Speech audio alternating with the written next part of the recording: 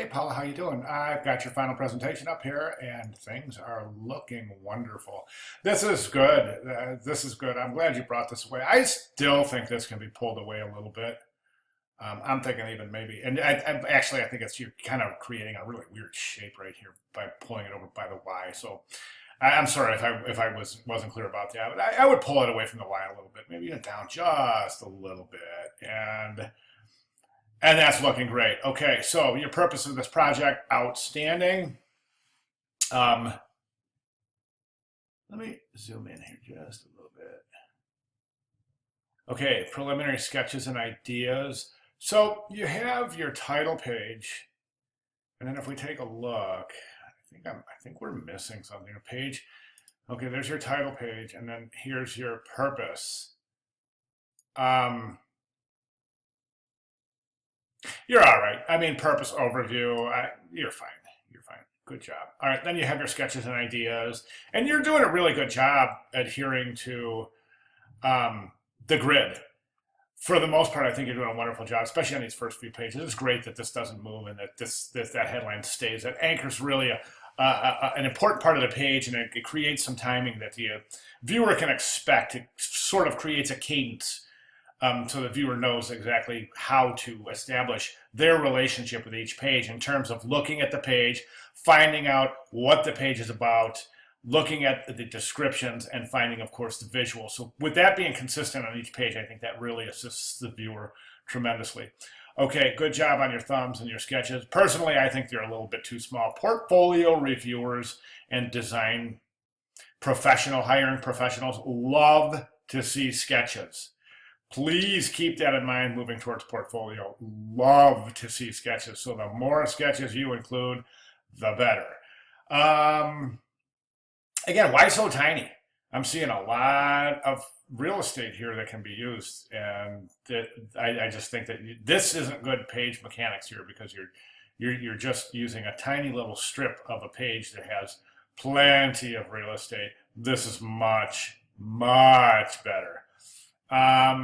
Great job. This page looks good. Let me just pull out a ruler here. So it's going to draw a guide to the bottom. Actually, I have to draw a guide to the bottom of your type, and you can see that we're a little out of alignment here. Good alignment right here along that left margin. Great job there. Great job along the right margin. Okay, we've got good alignment here. Typically, if you're going to have a head, if you're having heads of columns, what you want to do is you want to establish a line right there that's a clear zone. So there's nothing other than headlines that go above that if you're going to head your columns with headlines. Okay, so that would mean that all of this type would start down here, meaning that, and that would be pulled down here, and this headline would be moved up here, and so on and so forth. Otherwise, you get this really, get rid of that, guys, so you can see, otherwise you get this really weird shapes. And now I know that this is an alignment, but it's just that you have some headlines starting these columns and some text starting these columns. So it's a really weird relationship. Good 5-column grid. I think that this again, I would love to see better alignment. I'd like to see that whole thing lined up right there.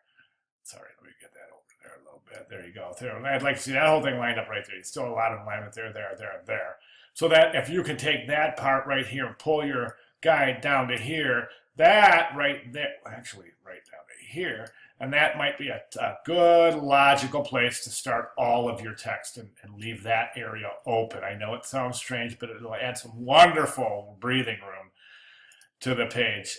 This is great. You're just so easy to work with. I love this, and that's really, really important when talking about a designer is the ability to be able to work. I mean, I make comments, and you're able to really, really pick it up from there, and make these wonderful, wonderful decisions here. Okay, I would take this graphic right here and span the width of these two here, just to spread that out a little bit, and maybe even bring these lines a little bit wider so that you can spread that. That way you'll have some nice white space around your headline.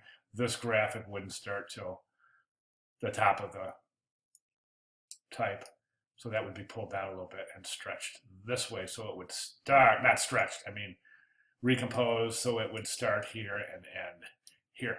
Okay, so that whole thing would fit in here. And I think that would wonderfully open up. And then, of course, pull your biodiversity into alignment. And that would be a beautiful thing. Looks gorgeous in print. Good job. Great job. Everything's looking just wonderful. This is a fabulous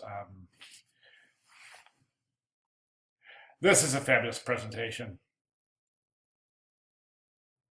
Good job. Hey, wonderful citation. This is one of the better, definitely one of the better presentations that I've seen while teaching this class. So outstanding job. I would like to use this as an example for future classes. If you would let me know if I can, just shoot me an email and I can have a permission slip sent to you. And once you sign off that, and I would be able to show this to other, of course, with the credit where credit is due, and unless you don't want that. And what I can do is I can share this with other students for a, basically what to do in this project as a good example. So, okay, let me know. Great job. Thanks very much.